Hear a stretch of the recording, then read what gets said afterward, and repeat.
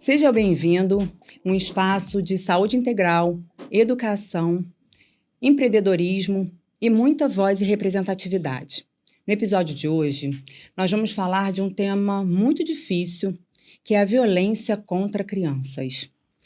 Um tema com apelo social enorme, mas ainda que necessita de fortalecimento de políticas públicas e maior engajamento, porque esse evento, esse agravo, ele é prevenível tanto pela saúde e é uma violação dos direitos sociais e principalmente dos direitos humanos.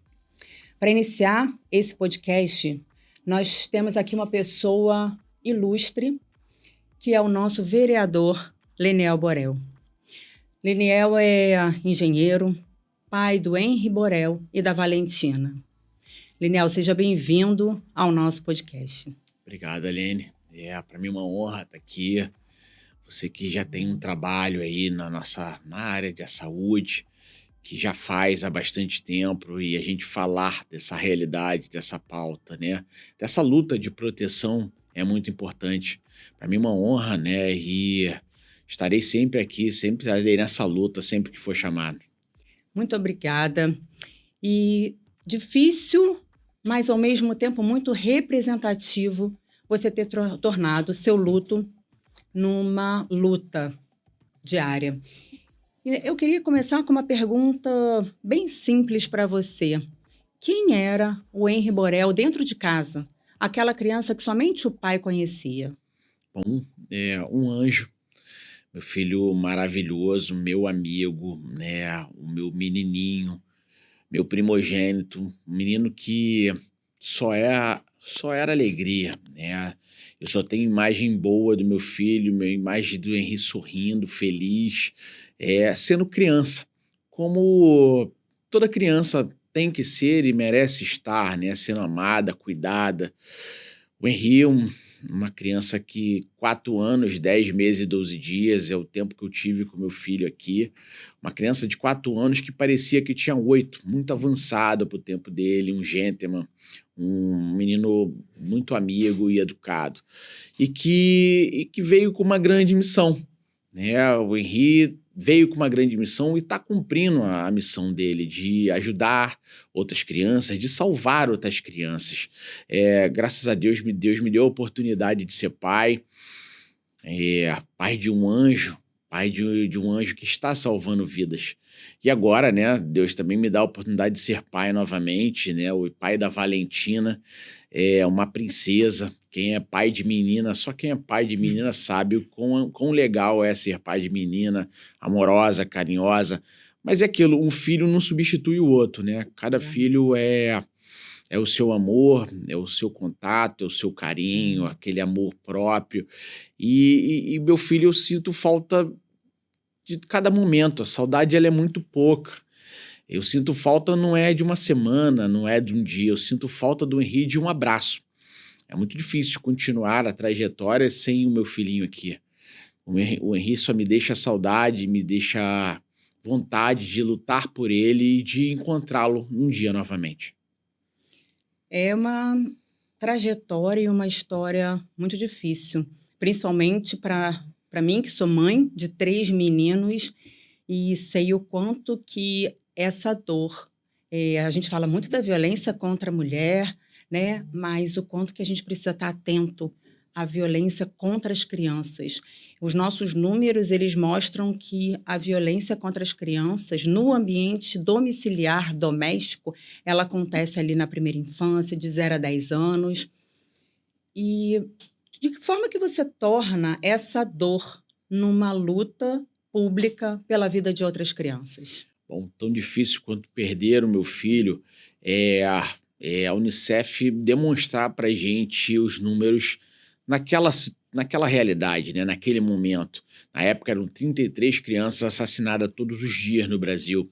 Números expressivos, né? Expressivos de quase que um genocídio todo dia, né? E crianças perdendo sua vida e ninguém falando nada, ninguém fazendo nada. Tô falando de 33 Henri, 33 Isabela Nardoni, 33 Bernardo Boldrini, 33 menino Maicon. E quem vai falar lá da menina Radassa de Nova Iguaçu? Quem vai falar da menina Maíra, que perdeu sua vida recente lá no Complexo do Alemão? Crianças que estão perdendo a sua vida e nada sendo feito, nada mudando, né? E demonstro que a gente não tinha e não tem um país com foco na criança e adolescente. Então, a gente precisava fazer alguma coisa. O meu filho, né, do dia para a noite, eu recebo a pior notícia de um pai que é perder um filho. E nesta luta, quando eu olho aquela realidade, eu vejo que a gente precisava fazer alguma coisa. Porque ontem foi o meu filho. Amanhã pode ser um filho ou um neto de vocês. Então, neste sentido, eu vou e entendo que a gente precisava fazer alguma coisa. Eu nunca imaginei, como pai, eu nunca imaginei que eu iria conhecer alguém que tivesse uma criança violentada, agredida, abusada, quiçá assassinada. Essa realidade da violência era uma coisa muito distante para mim como engenheiro, como profissional, né, pós-graduado, né, 4 graduações, especializações, mestrando em engenharia, tudo aquilo, né, não conseguiu me fazer evitar o pior. Mas essa realidade da violência com relação à criança e adolescente era uma coisa que para mim era muito distante. E quando isso acontece ali próximo de mim, né, na minha família, isso me choca de uma maneira que eu nunca pensei que ia acontecer nem no meu bairro, nem na minha rua, nem no meu município, e aconteceu ali, no meu ambiente doméstico familiar próximo de mim. Então, quando eu começo a entender esses números, olho os números da violência, como engenheiro sempre trabalhei com números, estatística, e aí começo a entender que a violência está mais próxima do que a gente imagina. 84% da violência hoje é praticada dentro dos lares brasileiros. É pai, mãe, tio, avô, avó. Então, por que o Henri? Eu sei que eu dobro meu joelho todos os dias e naquele momento eu pergunto, Deus, mas por que o Henri? E meu filho veio com essa grande missão e está cumprindo a sua missão. E eu, como pai, entendi que a gente precisa salvar outras crianças. E é aí que eu começo a lutar. Lutar por justiça pelo meu filho e lutar por justiça por outras crianças. Perfeito, Liniel. Você fala dessa invisibilidade. E trabalhando com política pública, a gente vê que realmente esses números muitas vezes não estão divulgados. A gente acha que isso só acontece em comunidades periféricas, que não vai chegar e atravessar todas as camadas sociais, e isso é uma realidade. Você tem o que a gente poderia falar para as mães sobre sinais e sintomas? Porque como isso é muito invisível, muito subjetivo, muitas vezes algumas coisas podem passar desapercebidas. E essa nossa rotina realmente de trabalho, correria, dá conta de tanta coisa. Mas você lembra de algum fato e alguma coisa que a gente pode orientar a essas mães e pais, né, que também muitos são responsáveis, estão presentes ali nesses lares, para que a gente possa identificar sinais de violência? Sim, se eu puder falar e olhando, né, para quem está nos assistindo, eu vou afirmar isso. A criança fala, basta a gente saber ouvir. Escrevi um livro ano passado, junto com outras pessoas, sobre proteger a criança, né? E esse capítulo que eu escrevi é justamente isso, né? A criança, ela fala, basta a gente saber entender os sinais. Por exemplo, você tem carro? Né? A gente que tem carro, se acende uma luz de óleo, você tem que saber que aquela luz é uma luz de óleo, que senão vai bater o motor. Liga um alerta. Você ali, se o sinal da gasolina que acende a luz, você tem que botar gasolina, senão vai dar pane seca. Assim como ter um carro, ter um filho, você tem que saber sinais que a criança possa dar. Então, falando para os pais, né, e para todos que lidam direto ou indiretamente com a criança, precisa saber entender que aqui das coisas que podem estar errado e uma vez que entenda e uma vez que perceba, que identifique, lógico, precisa tirar essa criança imediatamente do cenário de agressão. As crianças falam, a gente precisa ouvir. Acabar com aquela máxima do nosso país de que, briga de marido e mulher, ninguém mete a colher. Que é uma criança mimada, e não dar voz para a criança pode evitar o pior. Então, neste sentido, aquela criança que era ativa, que era extrovertida, animada, do dia para a noite ela começa a ficar introvertida, né? Tem uma coisa errada. Aquela criança que tinha um bom rendimento escolar, que tirava notas boas, do dia para a noite ela começa a ficar acanhada no fundo da sala, a cabeça baixa, tem alguma coisa errada, ela pode estar escondendo alguma coisa. Já peguei uma menina uma vez, né, que a menina aparentemente linda, né, sem nada, mas você via que ela toda hora ela coçava atrás do cabelo. Quando a gente foi olhar, ela tinha um buraco atrás do cabelo. Nossa. Isso era um sinal de nervosismo porque ela estava sendo abusada. Como ela não verbalizava, esse era a reação dela, né? E assim, são vários sinais que a gente pode falar, eu ficaria falando aqui o dia inteiro, né? A gente tem palestras sobre isso, capacitação, mas é fácil ilustrar. Por exemplo, aqui, né, no Rio de Janeiro, onde a gente está, faz calor de 40 graus? Faz, e como faz? Faz, né? Bom, então, a calor de 40 graus, aquela criança chega numa escola, numa igreja, né, no Kids, na escola dominical, enfim, e de moletom, 40 graus, tem alguma coisa errada, pode ser que esteja escondendo sinais de agressão, porque do outro lado pode ter sido um pai, um padrasto, uma mãe, um avô, uma avó, e para ninguém identificar, coloca ali roupas compridas, né, ou roupas que são quentes e não são condizentes com aquele momento, né. Aquela criança era para fazer um desenho lúdico, Jesus no barco, uma pintura, desenhar, né, como criança, e desenha um órgão genital, opa, tem alguma coisa errada. Então, os adultos precisam olhar e conseguir identificar ali que tem sinais que não eram normais ou que são coisas que ela não fazia e começam a fazer e dar voz a essas crianças, mas de uma maneira positiva, não uma maneira de repulsão. Por exemplo, estou aqui para te ouvir, pode falar, não... Realmente você está falando, isso é verdade? Por que você está falando isso? A gente, quando vai lidar com essa pauta, não pode ser de uma maneira que afaste a criança. Senão a gente vai perpetuar a violência, né? E a gente vê muito isso, né? As pessoas desconfiando com quem está falando. A criança está falando. E assim como a mulher, e aí estou falando para uma mulher aqui, né? Você que trabalha bastante com mulheres, né? E tem esse trabalho já desenvolvido, assim como a mãe sofre violência, a gente acabou vendo isso, né?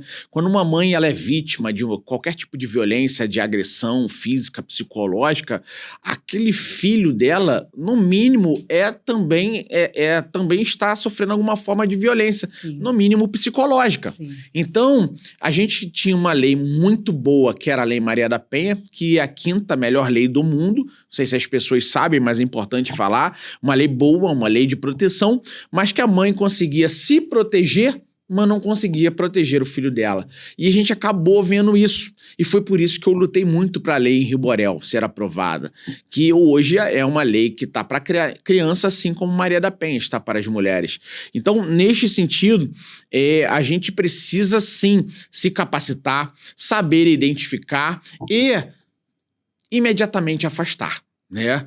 Não dá mais para aquela máxima de que não aconteceu comigo, é o meu vizinho. Não, hoje a omissão ela é crime. Então, se você souber que uma criança está sendo abusada, agredida, violentada, a gente tem obrigação de afastá-la imediatamente do cenário de agressão. Essa promulgação da sua lei, a importância da Lei Henri, ela traz uma visibilidade nessa pauta da violência contra as crianças. Mas a gente sabe que é um trabalho de construção e que ainda faltam políticas públicas mais fortalecidas para maior visibilidade, como você trouxe muito bem, a garantia de direito dessas crianças. A gente trabalha dentro das escolas. Você considera esse espaço importante para que a gente consiga construir equidade de gênero entre meninas e meninos, essa identificação dessa violência por esses professores? O que você tem pensado sobre, inclusive, a formação desses professores nessa pauta da violência? Bom, a gente que lida com a violência de uma forma íntima, né, diária, e seu amigo aqui está se tornando posto Ipiranga, posso dizer assim, né? Meu telefone, tô até aqui com ele do lado, o tempo todo alguém procurando, pedindo ajuda, clamando, porque as pessoas acabam não sabendo o que fazer. Né? Assim como é importante identificar, depois que identifica, faz o quê? E aí a gente acabou entendendo que o papel da educação ele é muito importante, porque se 84% da violência ela é praticada dentro dos lares, ali é pai, mãe, tio, avô, avó, aqueles que deveriam proteger não estão protegendo dentro das suas casas, é na escola que ela vai falar. É na escola que ela vai pedir socorro. Então a gente precisa sim capacitar esses profissionais para que eles saibam identificar. E uma vez que identifica, faz o quê? Coloca na ata ou não coloca na ata? Fala com quem? Liga para o diretor, fala com o diretor. Eu que ando e palestro em escolas, acabamos vendo que muitos dos profissionais e a maioria não sabe nem o que fazer. Né? Tínhamos ainda no passado, não, eu estou aqui só para dar minha aula e não estou muito preocupado com as demais coisas que são adjacentes, posso dizer assim, e ali tinha muitos profissionais que só iam para dar aula e depois ir para casa e não importa o pós, não importa o que aquela criança estava sofrendo. E pasmem, né? Hoje, por exemplo, nós temos 35 anos do Estatuto da Criança e Adolescente, né? Que é um dos marcos, né? É um estatuto, nós temos um dos poucos países que tem um estatuto próprio, com leis próprias para criança e adolescente, que já tem 35 anos. Mas sempre que eu pergunto para profissionais da educação, por exemplo, professores, e aí não importa, português, matemática, história, geografia, todos os professores, eu pergunto, professores, no seu magistério, né, de quando vocês estavam lá fazendo aula, estudando para ser professor, tinha matéria sobre o Estatuto da Criança e Adolescente? Não é obrigatório. Então, nós estamos formando profissionais que não conhecem do Estatuto da Criança e Adolescente. Neste sentido, estamos trabalhando com o inverso do fluxo da violência.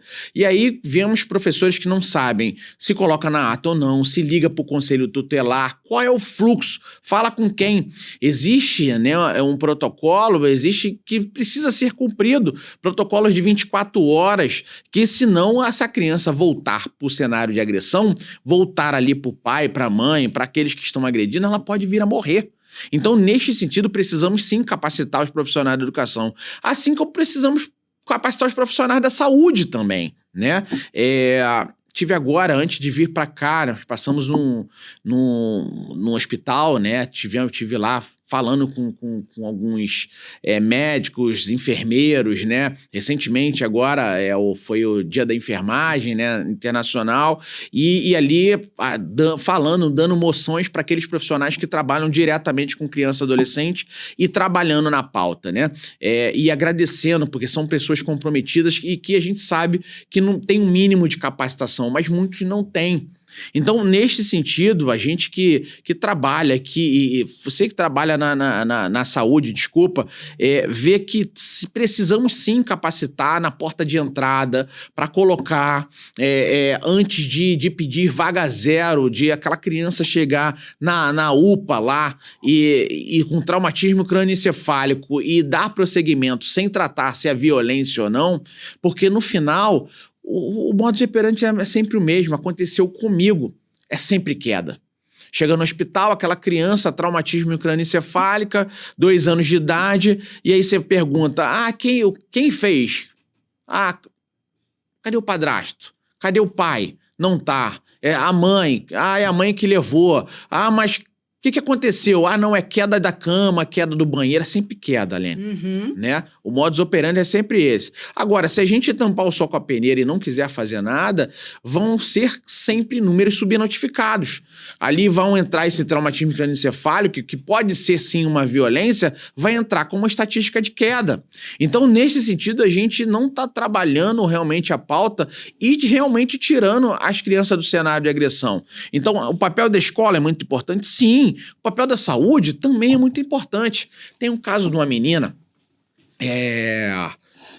de menina Sofia, do Mato Grosso do Sul.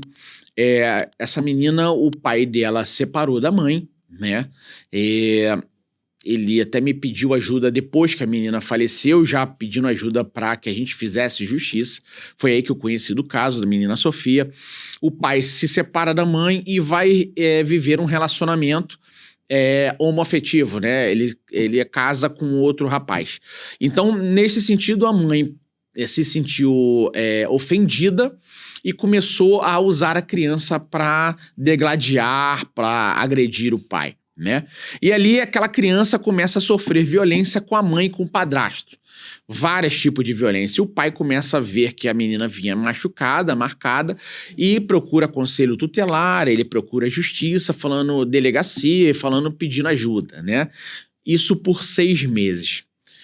Após 6 meses ali, ele lutando, essa criança veio a falecer, abusada sexualmente, 2 anos de idade, né? Com sinais de violência sexual também. Bom, é triste falar sobre isso, mas antes da menina Sofia falecer, Alene, ela deu entrada 30 vezes numa UPA. Uma vez, passou. 30 vezes no mínimo, esses profissionais foram omissos. No mínimo. Então, a gente precisa sim estar capacitando na educação, falei aqui na saúde, mas também na assistência social. Vemos que temos conselheiro tutelar que não conhecia, por exemplo, da Lei Henri Borel, que hoje é um dos maiores mecanismos de proteção. A assistência fica preocupada no subsídio, se está na rua ou não está na rua, mas não está preocupada se está sendo vítima de violência. Então, a gente precisa hoje, na minha opinião, trabalhar essa pauta de uma forma multidisciplinar, intersetorial. Né? A gente trabalha a saúde, se não fica a saúde fazendo a parte dela, a educação fazendo a parte dela, a assistência, e todo mundo achando que está fazendo a melhor coisa, mas não está trabalhando ela de uma forma multidisciplinar. Então, neste sentido, se a gente não der as mãos, trabalhar olhando para a criança como um todo, a gente vai estar perdendo mais e mais crianças. Você traz aí informações muito importantes, né, para as pessoas que estão nos assistindo. Primeiro que são esses sinais e sintomas que evidenciam situações de violência. Então, por exemplo, as crianças com alteração de comportamento, crianças que querem, né, esconder, às vezes, hematomas, muitas vezes elas começam a se automutilar e querem esconder. Então, os motivos também de automutilação hoje e suicídio advêm de situações de violência. E um ponto muito importante que você traz é essa estruturação intersetorial. Isso é um desafio muito grande, porque dentro da saúde da mulher, a gente também encontra esses desafios, né? E para a saúde das crianças, a criança ela é o segundo grupo mais vulnerável para questões de violência.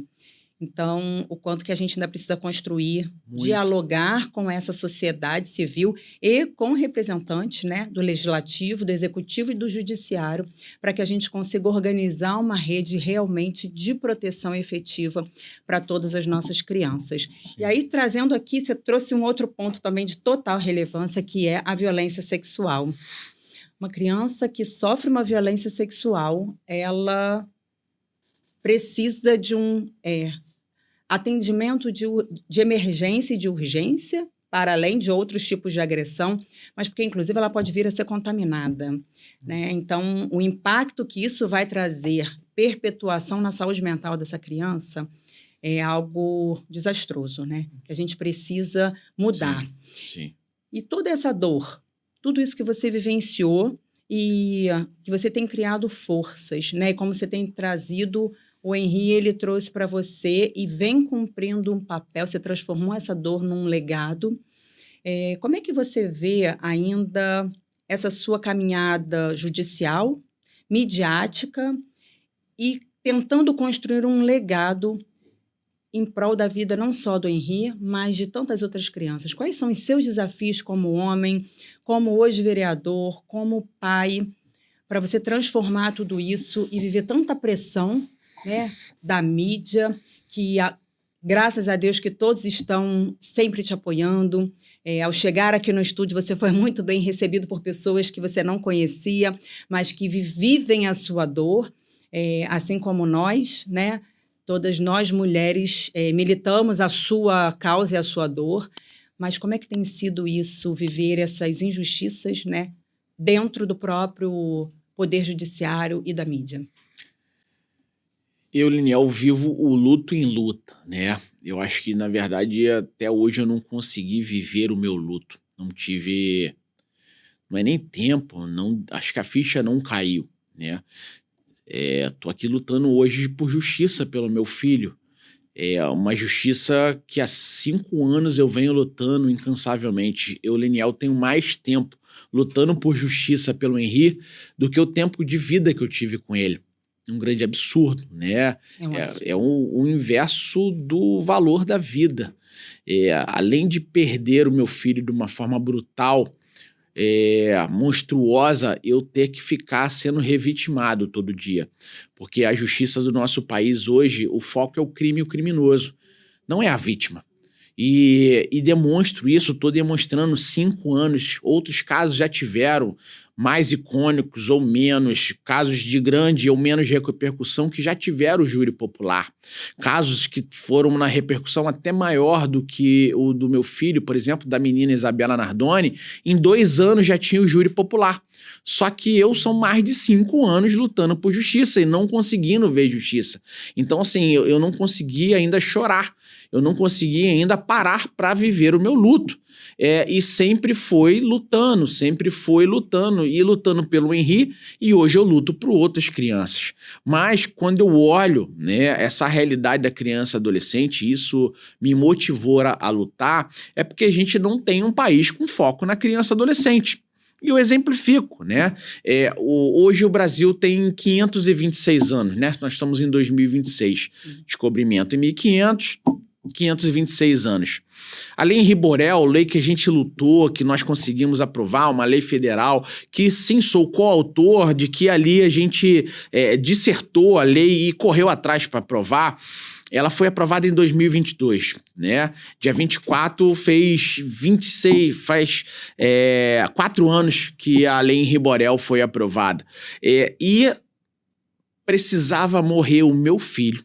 Se o homicídio, né, ele tá no rol dos crimes hediondos, os piores tipos de crimes no nosso país hoje, eles estão no rol dos crimes hediondos, ok? Se o homicídio hoje tá no rol dos crimes hediondos, precisava morrer o meu filho depois de 522 anos para se tornar um crime hediondo. Um assassinato de criança, só está demonstrando que a gente também não tinha um legislador com foco na criança e adolescente. E quando eu olho essa realidade, a gente vê que é preciso fazer alguma coisa. Por exemplo, eu sou vereador no Rio de Janeiro, né? A Prefeitura do Rio de Janeiro tem 38 secretarias hoje, né? Nós temos a da mulher, temos a da saúde, temos a da educação, temos a da assistência, temos do idoso, do envelhecimento. Mas cadê a da criança? Tive em Brasília agora recentemente, Senado Federal, lá tem várias comissões, tem comissão da mulher, comissão do meio ambiente, comissão da indústria, da agropecuária, comissão de tudo. Mas cadê a da criança e adolescente? Não tem. E totalmente o inverso do que a Constituição fala desde 88. Lá no artigo 227 da Constituição fala desde 88 que proteger a criança é um dever de todos. Não é só da Lene, não é só do Leniel, não é só dos amigos que estão assistindo, não é só, é de todo mundo, é do vizinho, é do Estado, é de todo mundo. E criança e adolescente, esse mesmo artigo fala que precisa ser prioridade absoluta. Então vamos votar o orçamento do município. Criança e adolescente primeiro. Vamos votar sobre políticas públicas em prol da criança e adolescente. Políticas públicas. Criança e adolescente primeiro. Mas é realmente assim? Não. Por quê? Eu ouvi, Lene, andei muito por aí, e é por isso que me motivou a vir político, e graças a Deus a população entendeu, mas vi muito legislador falando assim, Leniel, por que você está lutando por isso? Criança, adolescente não vota. Não vota. O voto é apenas um mecanismo de direito, né? E foi por isso que as mulheres, graças a Deus, só conseguiram começar a ter direitos e lutar a partir do momento que começaram a votar. Então, ali temos assim um legislador, assim como temos um judiciário. Eu palestro no Brasil inteiro, palestro para juízes, já aconteceu de eu estar palestrando para juízes e fazer essa pergunta. Falei, doutores, quantas vezes no seu tempo todo de magistrados, excelências, vossas excelências, quantas vezes uma criança chegou num tribunal e falou assim, o meu tio é o agressor, o meu pai tá lá fora, me ajuda com a medida protetiva? Nunca. Tive recentemente palestrando na Cidade da Polícia, aqui no Rio de Janeiro, para delegados de polícia, e ali me chama a atenção, por exemplo, um profissional que é muito meu amigo, doutor Cristiano, que é o delegado titular da DECAV, e eu pergunto para ele, doutor Cristiano, é um excelente profissional. Agora, né, recentemente teve uma operação aqui no Rio de Janeiro, que agora, né, com 170 mandados de prisão para pedófilos, abusadores sexuais. Prendemos 100. Muito disso foi fruto desse profissional, doutor Cristiano, que é o titular da DECAV, né?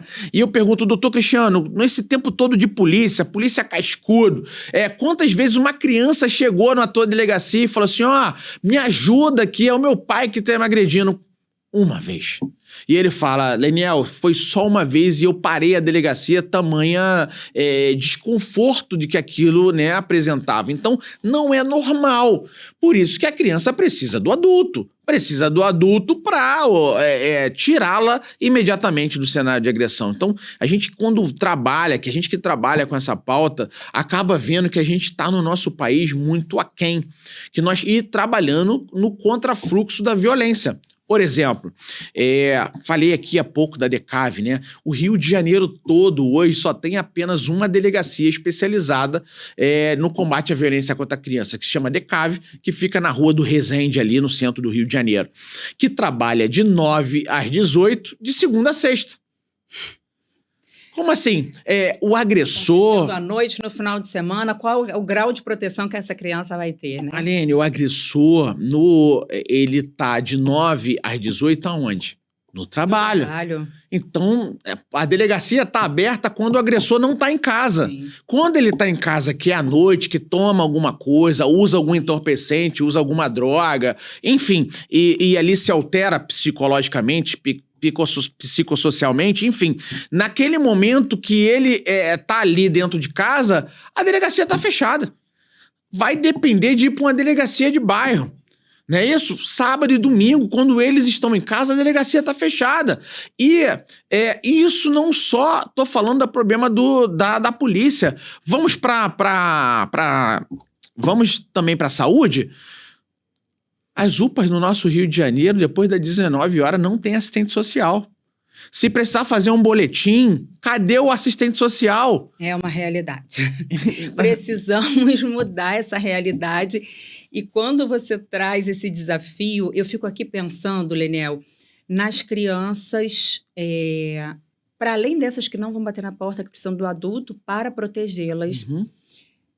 Quando elas chegam, muitas vezes é esse pai e essa mãe agressor que as leva, então a criança já está ameaçada. Vai chegar com o agressor, isso também acontece com a mulher, mas nós temos recebido muitos casos de crianças violentadas, física, verbalmente, psicologicamente, sendo crianças autistas, crianças com doenças neurodivergentes, crianças com deficiência. Você tem olhado para essa pauta, para esse grupo que ainda, para além das crianças, né, terem seu grau de vulnerabilidade por não dar conta da sua própria vida nesse período da infância, essas outras crianças que são mais vulneráveis, você tem olhado de que forma para esse grupo? Bom, primeiro que a gente acabou vendo na prática, né, se a criança e adolescentes são os mais vulneráveis, assim como a mulher, assim como o idoso, assim como o animal, Sim. né, são vulneráveis, mas vamos falar criança e adolescente. Se elas já são vulneráveis, o atípico, né, com alguma síndrome, com alguma deficiência, são muito mais, Muito porque mais. a maioria não verbaliza. Então, como que ele vai falar que está sendo vítima de um abuso, de um estupro, de uma violência sexual? Ou qualquer outro tipo de violência, porque você falou bem aqui, né? Você falou alguns tipos de violência e a sociedade, quem está nos assistindo, ainda acha que a violência é só bater. Não, não é só bater. Violência física, psicológica, sexual, moral, institucional. A violência ela é mais ampla do que a gente imagina.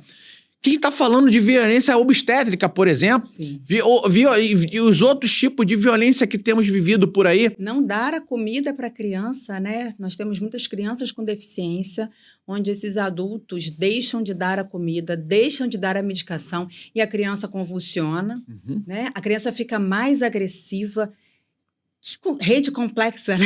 Muito. Que a gente tem para Então, cuidar. esses, né, com alguma síndrome, com atípico, bom, a gente tem visto, né, que são os mais vulneráveis. E a gente precisa ter um olhar diferenciado, porque existe também, do outro lado, predadores dessas crianças. Sim. Grupos que pegam essa criança ali por ser mais vulnerável para cometer as suas práticas sexuais, de agressão e tudo mais. Então, neste sentido, por exemplo, na lei Henri Borel, a gente aumentou a pena lá, um dos artigos é o aumento de pena quando o crime é praticado com crianças atípicas. Perfeito. Com alguma síndrome, né? Aumenta em 50%.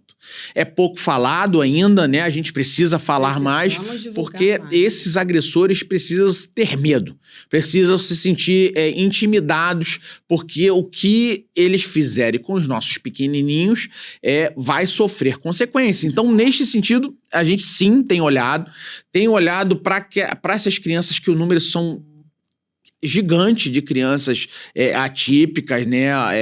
Por exemplo, os autistas, né? Não sei se você sabe, o Rio de Janeiro todo, o município do Rio de Janeiro, do qual eu represento, né? Que estou, né? São mais de 40 mil crianças só na rede da escola. Isso que estão diagnosticadas. Diagnosticados. Mas a gente, dentro do campo da saúde, sabe o quanto que esse diagnóstico ainda é tardio, sim. Quanto que a gente tem essas subnotificações e o quanto que a gente ainda precisa expandir essa rede. Muito, muito. Informações que eu tenho que só no município tem 15 mil hoje na fila, né, para laudar, né? Fora que os métodos de laudo, né, que estão sendo feitos, se precisa de um neuropediatra ou não, ainda tem coisas que são questionáveis, né? Nível 1, nível 2, nível 3, os níveis, né, de autismo. Mas, enfim, o que a gente acaba vendo é que, com relação às políticas públicas para crianças e adolescentes, inclusive as crianças atípicas, a gente está muito aquém. Né? Precisamos ter olhar diferenciado com as medicações que são específicas para colocar no sistema para ela, porque senão a gente também isso está sendo violência. Né? Institucionalmente a gente está ou revitimizando ou violentando mais ainda essa criança que, por exemplo, não tem um medicamento.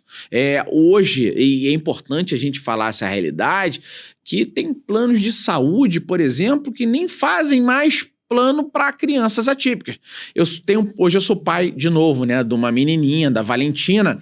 Eu lembro bem que quando eu fui fazer o plano de saúde da Valentina, tinha lá, é autista ou não é? Se eu tivesse flegado, né, colocado que era autista, nem faz o plano de saúde. Então, quem está cobrando, por exemplo, esses planos de saúde para fazer alguma coisa? Porque os pais do outro lado, eles querem o melhor para os seus filhos, né? E aí, na impossibilidade, não, na ausência do plano de saúde, entra o Estado. Sim. Por isso que o Estado hoje tem cada vez mais um número de crianças que depende do SUS, que depende da assistência, que de repente depende de um benefício, né, para conseguir continuar a caminhada. Como vereador, você sabe que os recursos da saúde, eles são finitos, não só da saúde, né, mas de qualquer política pública, mas as demandas são infinitas. Sim. Nesse sentido, a gente vem tentando, né, conversar com as autoridades exatamente sobre esse ponto do pediatra ou do psiquiatra infantil nesses laudos e o quanto que a gente precisa publicizar isso para a atenção primária, qualificar médicos, né, de família e comunidade, porque são eles que vão estar no território e depois emitindo as receitas. Sem isso, a gente vai gerar grandes gargalos, como você tem trazido, de não assistência, não acesso, e indo na contramão do que o SUS preconiza. E aí, para a gente, já começando a caminhar aí para o nosso final, Leniel, eu queria perguntar para você o que você diria para as mães, para os pais que têm medo de denunciar? Olha, eu tenho medo, não acredito na segurança pública, eu não acredito nas leis. Que mensagem que você gostaria de deixar para essas pessoas, visto que muitas vezes o não falar, a gente pode ter um desfecho muito desfavorável, que é o óbito de uma criança? Primeiro, é importante a gente falar que denunciar é preciso, né? Se após esse nosso debate aqui, né, as pessoas que estão assistindo precisam saber, e eu estou aqui incentivando que denuncie. Hoje, por exemplo, a lei que falei, a Lei Henri Borel, ela traz o denunciante como sujeito de direito. O que é isso? A Lei Henri Borel também traz direitos e deveres para o denunciante, né? Traz ali a obrigatoriedade de denunciar para não entrar na omissão. Hoje a omissão ela é crime, então se você sabe que uma criança está no cenário de agressão e nada fizer, vai ser responsabilizado. Se essa criança vir a falecer, vai ser responsabilizado criminalmente. Então, mas também falamos de medidas protetivas para a criança e medida protetiva para o denunciante, né? O denunciante hoje também pode pedir a medida protetiva para ele através da Lei Henri Borel. Do outro lado tem um agressor, do outro lado tem uma pessoa violenta, pode ser que esteja um narcotraficante, se estou falando dentro de uma comunidade. Então, vimos, né, e a Lei Maria da Penha ela traz isso de mulheres que eram vítimas da violência, falavam e quando voltavam para casa morriam até, né? Assim como as crianças. Então, a gente precisa que o vizinho denuncie, precisa que o professor denuncie, precisa que os familiares denunciem. Vocês estão na frente de uma pessoa que perdeu o filho para essa violência. E eu gostaria muito que a escola tivesse denunciado. Eu queria muito que a babá tivesse denunciado, que a avó tivesse denunciado, todos aqueles que a psicóloga tivesse denunciado, todos aqueles que sabiam que o Henri estava no cenário de agressão. Mas naquela época nós não tínhamos lei Henri Borel, agora temos uma lei que traz, e por isso ela é um mecanismo, ela traz a parte punitiva, mas ela também traz a parte preventiva, que é a capacitação. A gente precisa capacitar as pessoas. Por isso, parabéns pelo esse espaço, né? Parabéns pelo podcast, porque aqui eu entendo que a gente sim está capacitando as pessoas. Quem está nos assistindo agora não pode mais falar que não sabia. Não sabia. Então, assim, hoje temos o Disque 100 como canal de denúncia. Hoje você não precisa mais ir numa delegacia, é só pegar 100 no seu celular e discar. Lá se gera um protocolo e, através desse protocolo, vai para uma delegacia de polícia e vai ser investigado. Só pegar no celular, botar no Google RO Online. Não precisa mais na delegacia, RO Online, você vai falar tudo o que aconteceu, as evidências, anexos que se tiver e vai para uma delegacia mais próxima, né? Claro que é importante falar, as pessoas ainda me perguntam e vão te perguntar, mas eu posso denunciar anônimo? Pode. Diz que sim, pode denunciar anônimo na delegacia de polícia, RO. Só que é mais efetivo? Não. As pessoas precisam denunciar e se você não tiver outro jeito, faça anônimo. Mas se tiver a possibilidade de se identificar, colocar telefone, colocar anexo, mais e mais evidências, é melhor. É isso que vai fazer a diferença do processo da investigação. Então, por quê? Porque também temos as falsas denúncias, né? Então, se coloca na posição de um delegado, de um policial, de um conselheiro tutelar que vai investigar. Esses ali, quando olham, se não tiver muita informação, pode ser que seja mentira. Então, neste sentido, é importante que a gente fale para as pessoas, os canais de denúncia, como denunciar e que seja uma denúncia comprometida. Então, temos aí o RO Online, temos o Disque 100, temos as delegacias de polícia, tem os conselheiros tutelares. Você que não sabe, é só botar aí e ver o conselho tutelar da sua região. Hoje, o Conselho Tutelar pode pedir a medida protetiva também. O próprio Ministério Público tem todas essas possibilidades. Então, é fácil denunciar? mas ainda temos uma cultura do medo, uma cultura das pessoas temendo e, de certa forma, não querendo denunciar.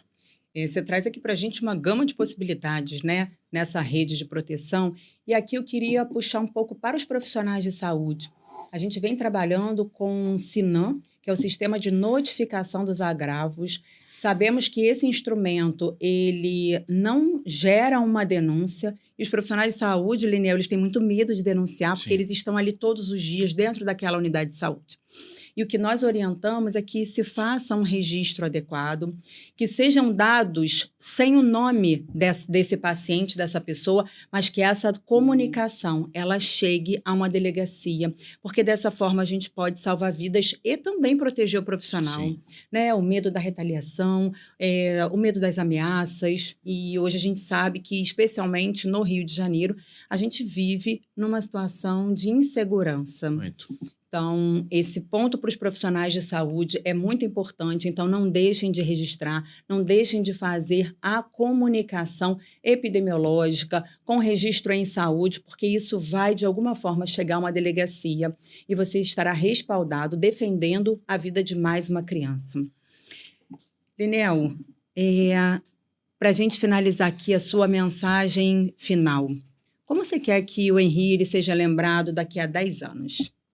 Bom, meu filho é só amor, alegria. Eu quero lembrar sempre o Henri sorrindo, feliz, mas que as pessoas lembrem o Henri como esse símbolo de luta. Meu filho não vai ser esquecido. Eu vou sempre lutar por ele e por esse legado de proteção que o Henri nos trouxe.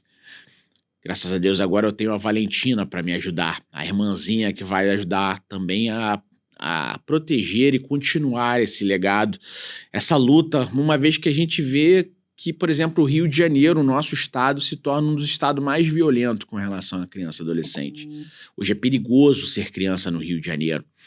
E quando a gente olha essa realidade a nível macro, a nível de Brasil, das diversas formas de violência, tanto agressão, violência sexual, violência psicológica, a gente vê que a gente tem números assustadores, que precisamos fazer alguma coisa, porque podemos estar sim vivendo uma cultura do abuso, da agressão. Temos leis boas, mas precisamos melhorar. Precisamos dar voz a essas crianças, precisamos dar voz às vítimas. Assim como precisamos, sim, incentivar a denúncia e falar que, além desses canais de denúncia, temos aí medidas protetivas hoje também para o denunciante. Então, se eu puder deixar uma mensagem olhando para o Henri, né, e para o meu filho, fala: filho, o papai te ama muito, vou lutar por você. E assim como vai escurecer hoje, assim como vai clarear amanhã, assim como eu tenho certeza de que haverão dias e mais dias pela frente, mas eu tenho certeza que eu vou encontrar meu filho de novo um dia. Mas como eu vou encontrar o Henri de novo? Fazendo o que eu estou fazendo aqui agora, fazendo bem, ajudando outras pessoas, ajudando as pessoas a se capacitar, a saber essa realidade, fazendo o que nós estamos fazendo aqui nessa luta de proteção, salvando crianças.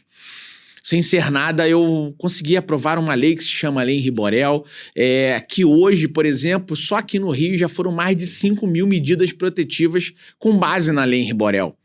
Mais de 5.000 crianças nós salvamos simplesmente por lutar para que outras crianças não aconteça o mesmo que aconteceu com o Henri. Meu filho que deixou pra gente um grande legado, mas uma grande reflexão. Então, neste sentido, o Henri hoje se torna, além de um marco, uma esperança para as nossas crianças que hoje estão sofrendo. Então, para todos aqueles que estão nos assistindo, pais, tios, familiares, venham com a gente nessa luta. Não pode ser só Leniel sozinho. Não pode ser uma luta apenas do Henri. Um Henri, uma criança de 4 anos que deu a sua vida para salvar outras, para que outras não pereçam. Então, precisamos de mais espaço como esse, precisamos de mais pessoas que queiram realmente se capacitar, mais políticas públicas, mais prefeituras que olhem para nossas crianças, que o Estado realmente olhe para a criança e adolescente de uma forma prioritária, não de uma forma subsidiária, né? Ou paralela. Então, assim, criança e adolescente precisa sim ser prioridade absoluta para que a gente consiga protegê-las. E o Henri nos deixa essa reflexão. Então, tenho certeza que eu vou encontrar meu filho um dia e Deus, né, que um Deus tão grandioso nosso, que olha e que tudo vê, que tudo sabe, que olha lá na frente. Eu tenho certeza que Deus um dia vai me dar meu filho de volta e vai falar assim: Leniel, olha aqui o Henri, toma aqui o Henri de volta. O Henri estava no cenário de agressão, está mais do que provado, mas tirei o Henri e está comigo, mas olha quantas milhares, se não milhões de crianças que nós estamos salvando. Por isso, obrigado aqui pela oportunidade. Esse espaço como o seu é que a gente vai salvar crianças. Todos que estão nos assistindo, eu tenho certeza que crianças que iriam ser mortas, crianças que iriam ser violentadas, abusadas, já não vão ser mais, simplesmente porque nós estamos aqui. Muito obrigado. Que bom. E o que a gente acredita é que a punição ela precisa existir para os agressores, mas a punição após uma violência, ela não vai salvar aquela vida. Ela deixa um legado, mas ela não salva a vida. A gente precisa de reconstrução cultural, social, familiar.